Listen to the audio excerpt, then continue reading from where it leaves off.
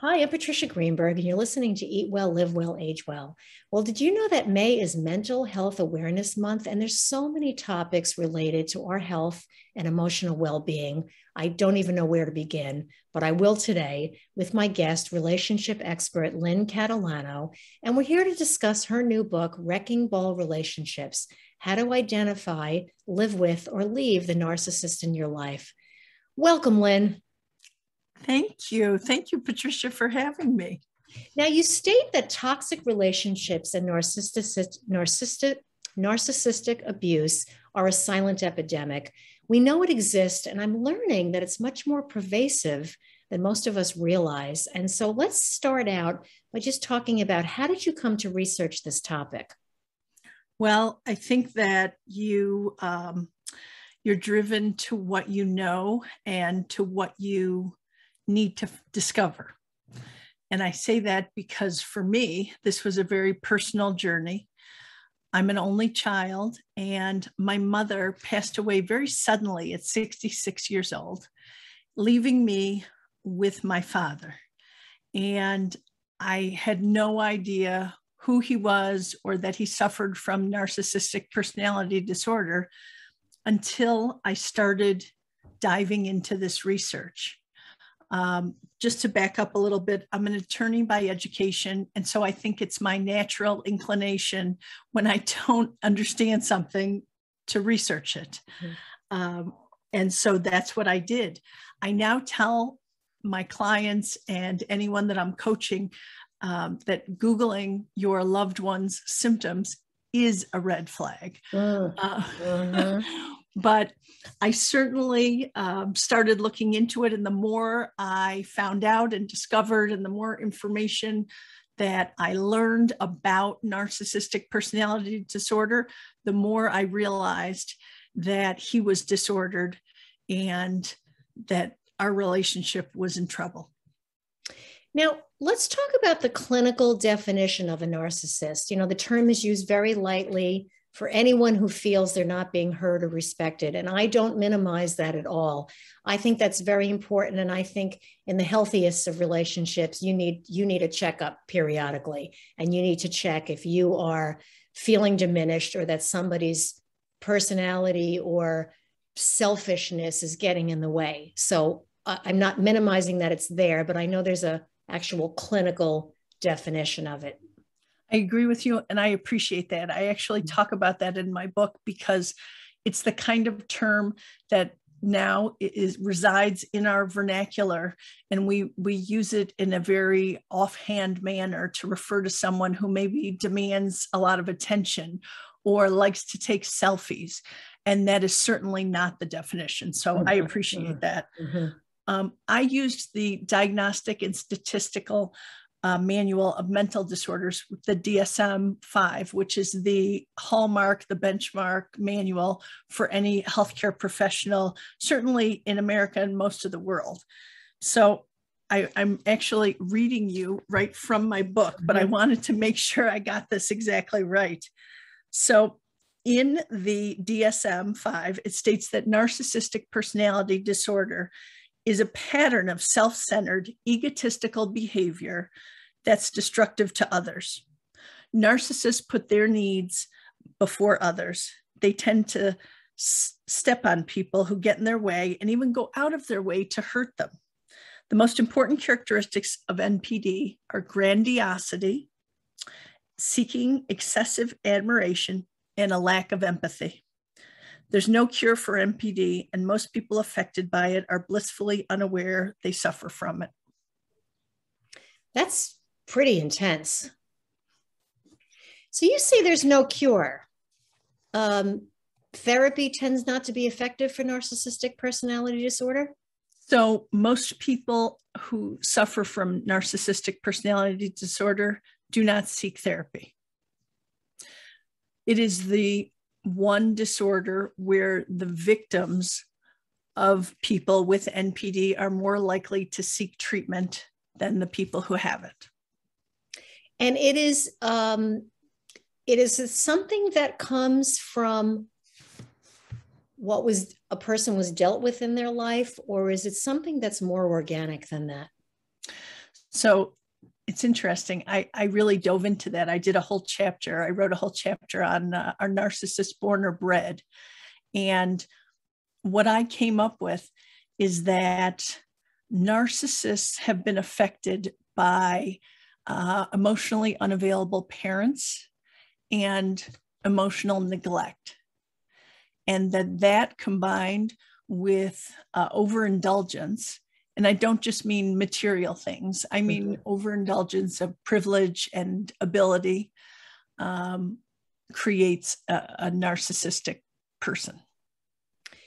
So when we talk about the narcissist and the home life that they come from, you know something, Lynn, I've always found it fascinating that two children can come from the same parents. You know where I'm going with this. And one becomes narcissistic, privileged, entitled. Everyone's beneath them. Everyone's no good. Everyone's stupid. Everyone can't function. And the other person becomes the doormat, people pleaser. It isn't always that extreme, but it's extraordinary to me how that happens. They say that the two sides of the coin are someone with NPD and the extreme empath or empathetic person. Now, I will tell you that I feel like one of my superpowers is empathy because I was raised by a narcissist. But I can see where what you're thinking. I can see where you're going. Yeah, and I often wonder in the way that the household, the dysfunction gets determined, if everyone in the house is revolving around the narcissist, that includes the siblings of the narcissist. Well, I think that's the type of thing, I'd love to interview people like that. And I will tell you, my book is not just about my story. I interviewed many people about their siblings and their parents and their romantic relationships and on and on and on. Because I wanted to make sure that I included all different types of relationships. But, when I spoke to people about their siblings, it's very interesting because I do believe that their siblings were treated differently by their parents, whether it's conscious or unconscious that they do this. That parents have a favorite. Some kids are allowed to get away with more. My father grew up in a household with 3 siblings. He's the youngest. My understanding as a child growing up with those aunts and uncles, I think they're all narcissists.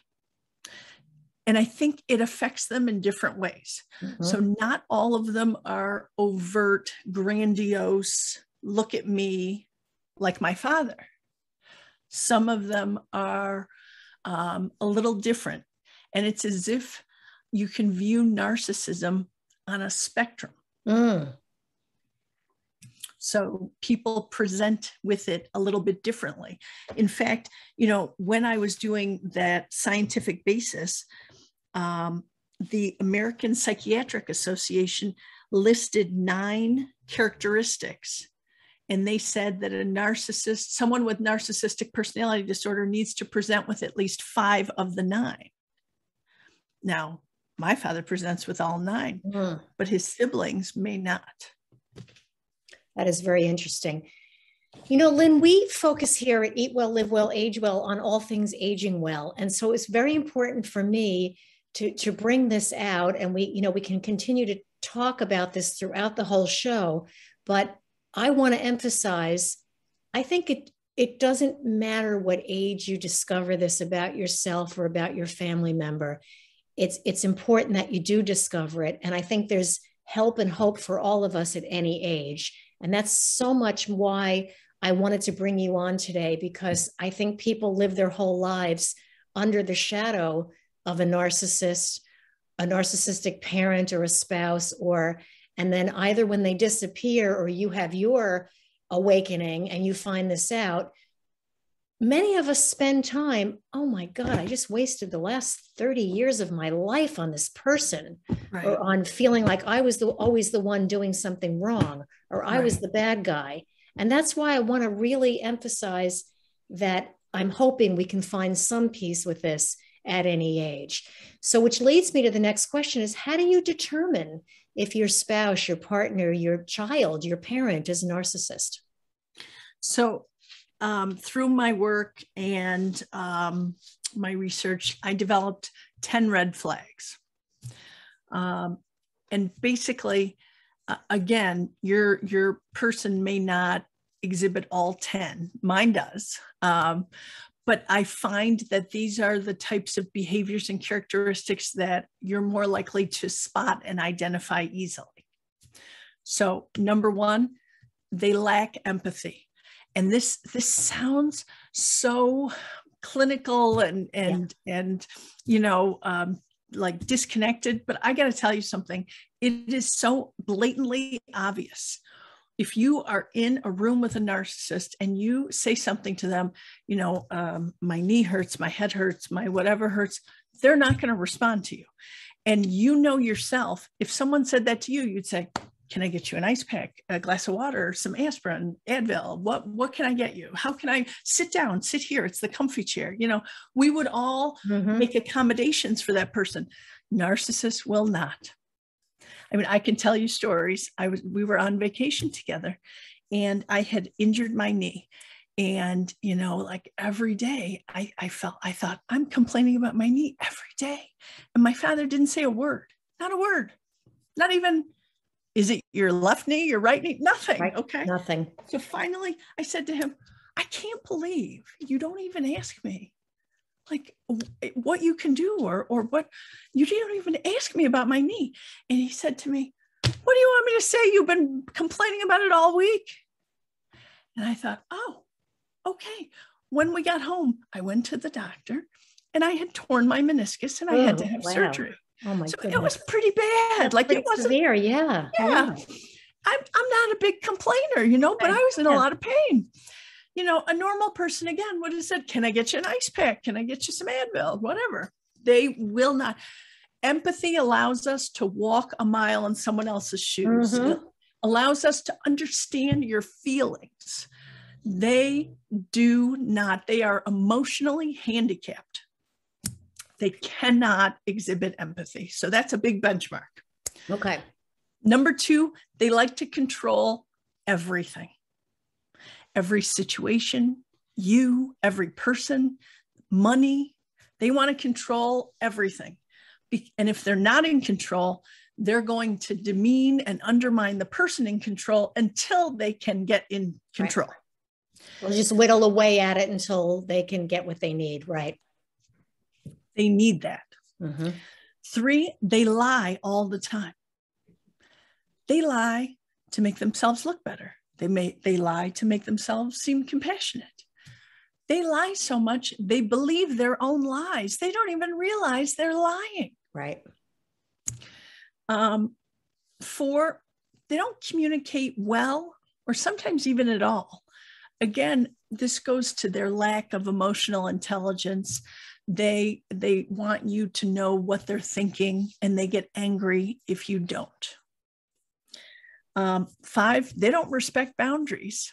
And they don't really like boundaries, They want what they want when they want it, and they want you to do it. And if you don't, then you will be punished. Six, they are never accountable for their actions, and they will never give you a sincere apology.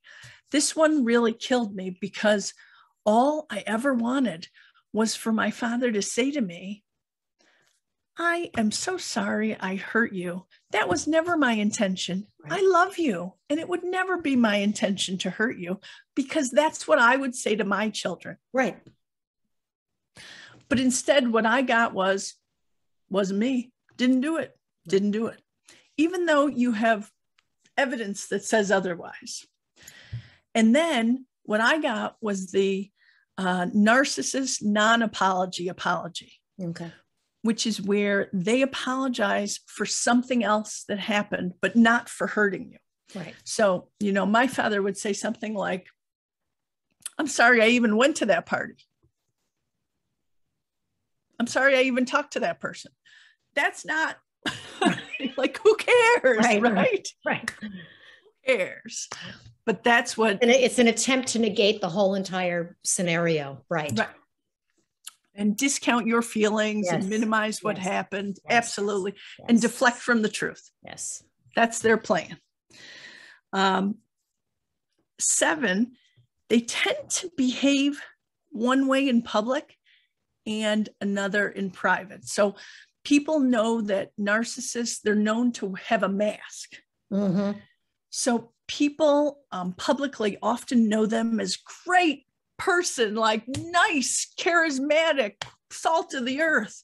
But behind closed doors, you know them as a very, very different person.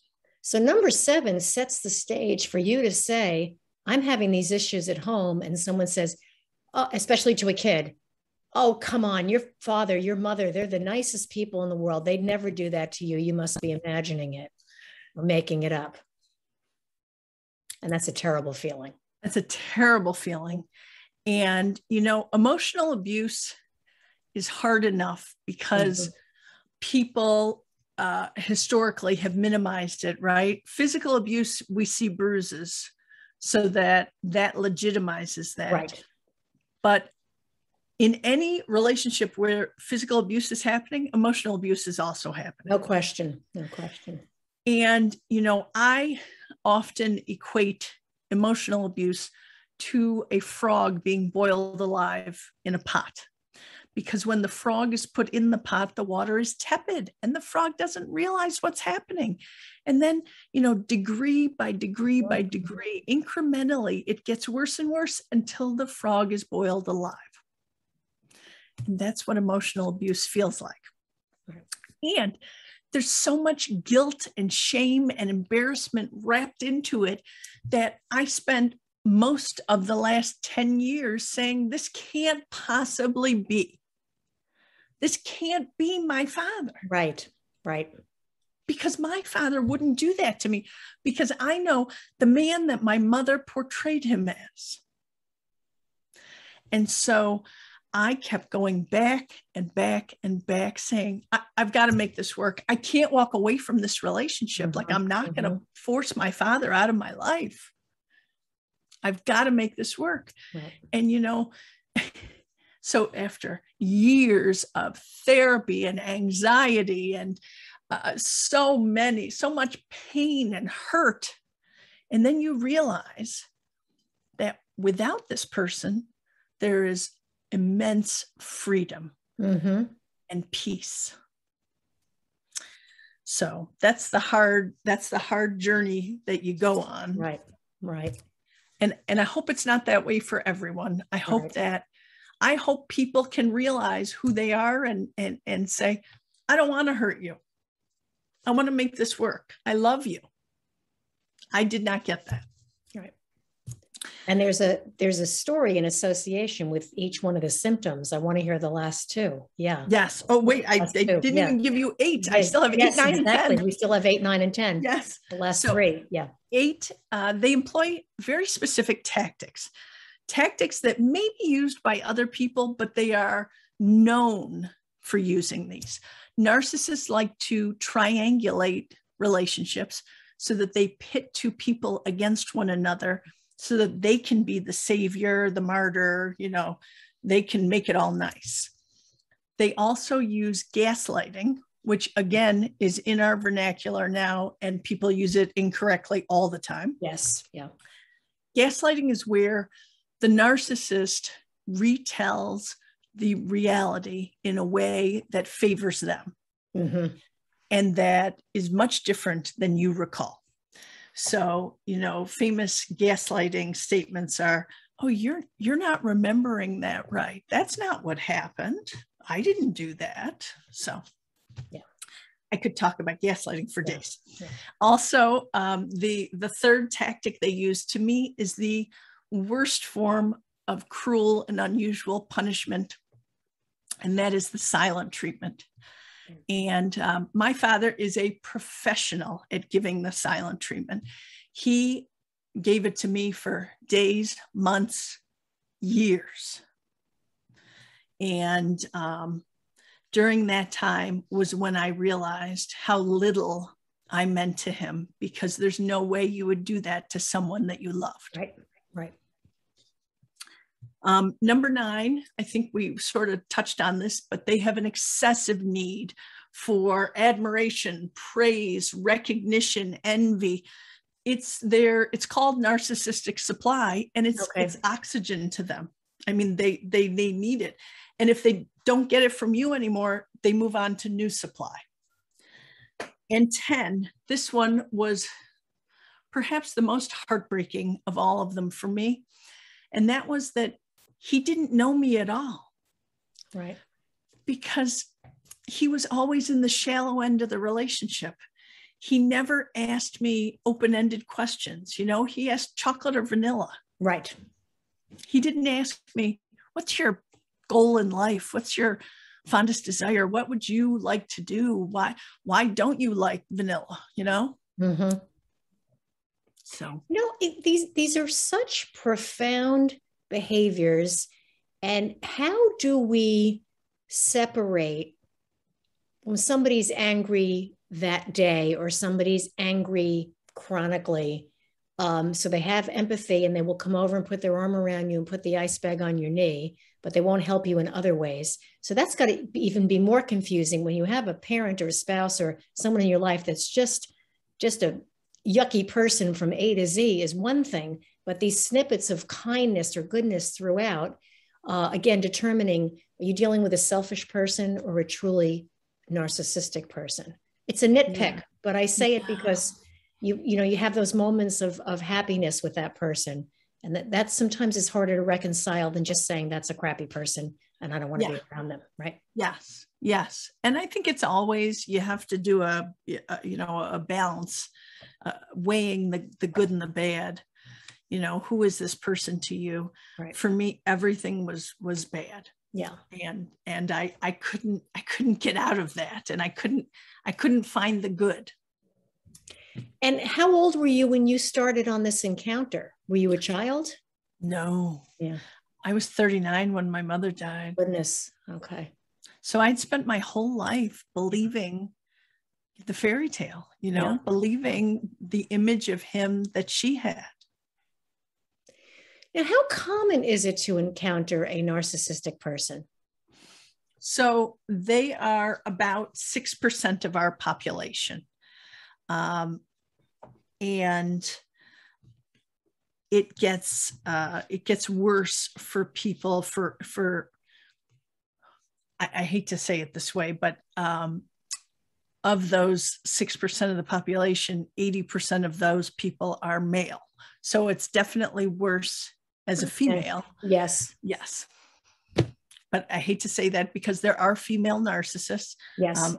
I talk about in my book, one of the narcissists in the workplace was Miranda Priestley in Devil Wears Prada, because she's a great example of a toxic boss. Yes. So, yes. But personally, I've only had male toxic bosses. But, they're out there. Yeah, and it's interesting. I'd like to know, because it's something we always, the heroine in a movie or in a story is the one who leaves, never the one who stays. And we feel empathy for both characters, the one who stays and the one who leaves. When you look at these stories or you hear these stories, whether fiction or true, is that how does the narcissist respond to just being cut off? Like, you've had it and you're going to leave, and they're going to tell you that you're worthless and you're no good. And because of him, that's the only reason you have what you do and the only reason you are who you are. And I think, unfortunately, a lot of people have little snippets of these things in their lives that hopefully we can take a check on. When you actually leave, does the narcissist fall apart, or they're not even affected? Like, it's so severe, they're not even affected by it. Someone leaves and it's them and they go on with their next. Is there any way that you can get your point across to a narcissist, I guess is what I'm saying?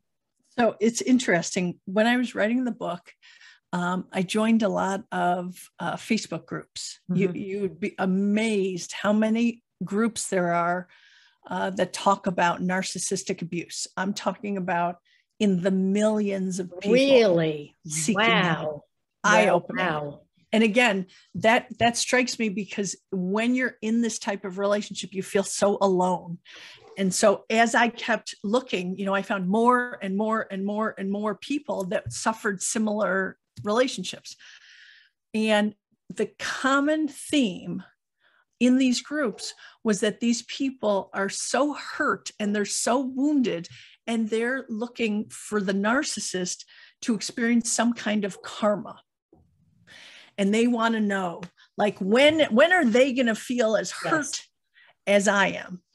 And I feel the same, but I know that their day-to-day life, that their world is miserable. Right.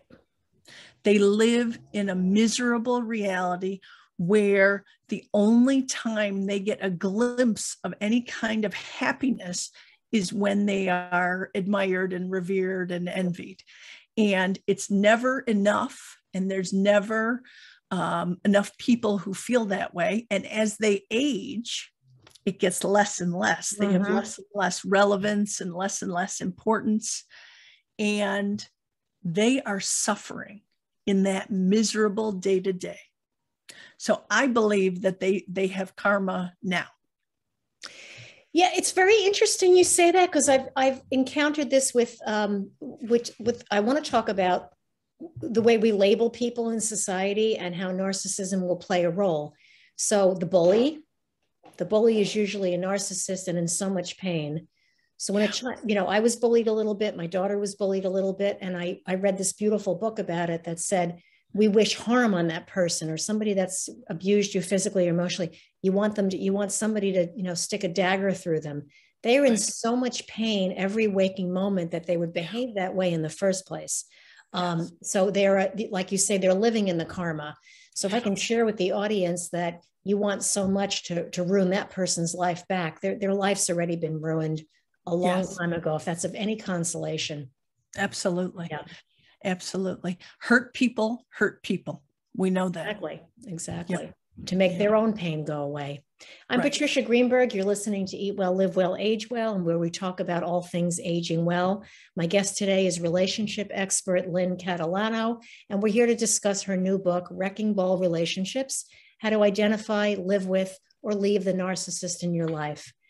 And we talked about the signs and symptoms of a narcissistic personality and the varying degrees. But let's talk about what it's like to live on a daily basis with a narcissist. So there's a concept called hypervigilance. And hypervigilance, in layman's terms, a lot of people refer to it as walking on eggshells. So I didn't realize that was what I was doing. And yet I found myself sitting on the edge of my seat when we had any kind of encounter, because their triggers, and you're trying so hard not to offend them, not to trigger them, not to set them off. And while you're doing that, your body, all your neurons are in flight or fight mode. And so you're literally electrified. Right. It's exhausting. Right. I was just going to say, it wears the body out. No question about it. I mean, so, your anxiety, your adrenaline, everything is shooting at the same time. And, I remember saying to my husband, just don't talk about this one thing at dinner. Because I knew that would set my father off. I remember telling my kids, just eat your dinner and you can leave the table. Like I was trying to save them. Yeah. Yeah. And now, hindsight is 2020 for sure. But wow, every time I went back to my father, my husband and my daughters had to pretend that nothing happened and everything was rainbows and unicorns. How are they affected by that now? Do you have, is this something that you as a family can address and understand? Oh, we talk about it a lot. Okay. you can imagine once you write a book Yes, about it, yes, you know, yeah. it's common to speak about it. But both my girls are young women now. They were very young when my mother passed away. They were 9 and 5. Mm-hmm. And they also knew my father through her, right? Right. And so they were like, I remember some of the things that they would come home, because in the beginning, you know, he tried to do the things that my mother had done. So when they had a day off of school, my mother would always take them, whether it was, you know, to a movie, shopping, have their nails done, whatever. My mother liked to bring them to her house and just, you know, make them breakfast and sit Right. and talk to them. Right. So here he tried. I think he only did it one time. So he took them to the movies and he took them out to lunch. Well, they get home and they're little girls. And they said to me, Papa didn't talk to us at all. He didn't say a word. And so it was awkward and weird. But again, I'm playing along like things are great. That's nice. He took you out, you know, let's move on from there. And then, you know, we go on vacation together, because we used to go on vacation with my mother.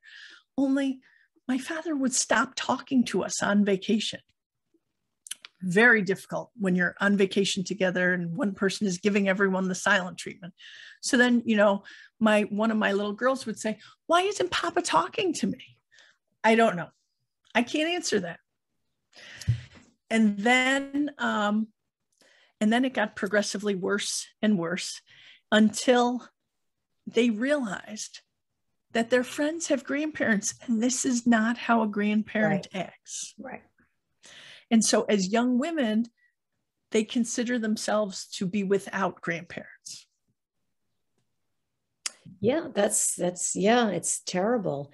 Terrible. Lynn, not everyone can leave their homes, and certainly not leave jobs. And this is pervasive in the workplace, as we know. We haven't even gotten to that, but you know, whether it's home or work, it's equally as toxic and horrible. And the victim goes home feeling shamed, and the narcissist always thinks they're the victim. So it's like a no-win. So what are some coping mechanisms we can take away when faced with a narcissist at home or in the workplace? So my strategies are slightly different depending on whether it's home or workplace. Oh, okay. Mm-hmm. But I can give you we can break that down. That's fine. Mm-hmm. Some common ones. You know, we talked about that narcissists don't communicate well, or sometimes at all. So they don't like to be challenged. If you want to be around this person, if you want them in your life, don't challenge them. Stay on their script. And again, this is hard, because I'm going to tell you, I spent most of my life doing it. And if you divert from the script, that's when things go horribly wrong. Mm-hmm. So remember, everything's a competition to them. So they need that narcissistic supply. They need you to tell them how great they are. You know, they brought you a bottle of water for dinner, and you have to say, it's the best water I've ever had. Thank you so much. I don't know how you keep doing this, because that's what they need. So if you're willing to embrace that and not challenge them, then you can see that through. I like to tell people that you need to set boundaries. You need to be with this person for a finite period of time. Okay. It's better for you, so that if you know, okay, we're going to have lunch, we're going to have it at a restaurant, so that there's no, you know, hanging around together. Not that they like that, because in my experience, they have not a lot to say. Right. Once you've given them all of their supply and you've eaten, they're pretty much done. They're done with you, right? So being able to put a beginning and an end on things will help you in your experience. I also say, if you see them less, it makes them a little bit more tolerable for you. And that's both at home and in the workplace. You know, by no means be insubordinate in the workplace, but if there's a meeting that you can take from your desk via Zoom or from home or on the phone, do so that you don't have to be in front of this person who is so toxic. Can I also ask you with parents, obviously with family members, it's harder. Let's say you're experiencing this in a friendship. Let's have a little support conversation about how somebody would break up with a friend. So, because the reality is you don't need to be subjected to that. In the workplace, I love what you're saying. You focus on what the work issue is, and then you leave. Yes. I've had experience in the workplace where there were people who were doing this to me, and they all wanted to go out for drinks after and do things on the weekend. Like they just can't get enough of sucking you, right? So you may not be, you could start looking for another job if that's helpful, but how do we break up with people who are doing this to us, aside from a family member, obviously? Well, I think there's a part, if you're empathetic, which is a place I come from, you want to make the relationship work. Right. So we don't give up easily. It's not we stay too long. Exactly. Probably. Yeah. Probably. Yeah. Definitely in my case. Yes. Yes. So we want it to work, and we're willing to do the work, right? We're willing to say, we want to have those deep conversations where we say, look, I respect you. I need respect from you. I need you to want to be with me. I need you to listen to me. I need to be seen and heard. I need you to feel the same about me. I feel like I give you a lot of leeway and a lot of leverage, and I need you to do the same for me. And if the person says to you, I just don't care that much, or, I'm not capable, I don't know that they're that self-aware. Right. But you need to realize that perhaps this is not a long-term friendship, that perhaps this person is not for you. Now, obviously, if you've been hurt by them, if they're gaslighting you or giving you the silent treatment or triangulating you against someone else, this is not a good relationship. And this is not someone that you should choose to be in your inner circle or on your rowboat, right? Obviously. So, I think that time is always a great way to break up, right? Because certainly we all have things in our life that keep us busy, and perhaps you're unavailable to this person for a lengthy period of time if you don't like confrontation. Right. I do not shy from confrontation, but some people genuinely don't like it. So time is your friend, and you can just continue to make excuses and not be with that person. And let it fizzle out. The reason I'm asking this, driving this home, is that I always tell people when, friends come to me and that it's a broken record story. I've been guilty of this too with boyfriends and friends even, I always say, so I guess I'm asking you, what could you say to break up with a narcissist that doesn't trigger them? I guess anything you say would trigger it, but that doesn't really trigger it. What's a real defining way to say, do not call me again, this has come to an end, without the insanity starting up again?